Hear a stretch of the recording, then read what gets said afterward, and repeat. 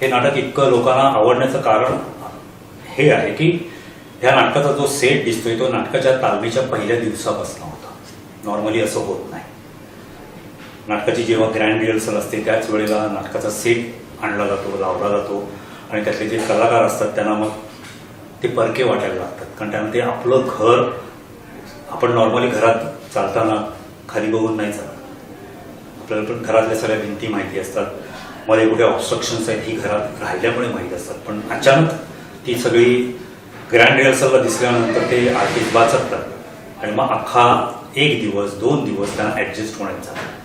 त्यामुळे माझी ग्रँड रिहर्सलची 3 दिवस ही अख्खे पूर्ण ग्रँड रिहर्सल झाली. त्यामुळे आम्ही निवडताना शक्यतो असे चल रे ह्याला चान्स देऊन बघूया, ह्याला चान्स देऊन बघूया असं नाही करत.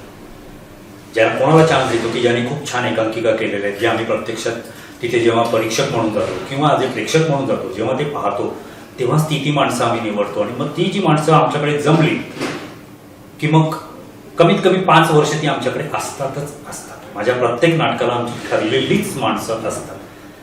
बाहेरच्यांना असं वाटतं की राजन तामाणे कोणाला चान्स देत नाही. त्यांची सगळी तयारी बघितली होती गेली आधीची 3-4 वर्ष आणि मगच त्यांना आमच्या इथे बोलवलं, त्यांचं काम बघितलं आणि मग ते परमनंट होतात. जसे आपण नोकरीत 6 महिन्यानंतर परमनंट होतो तसे ते माझ्या पुढच्या सगळ्या नाटकाला ते परमनंट झाले.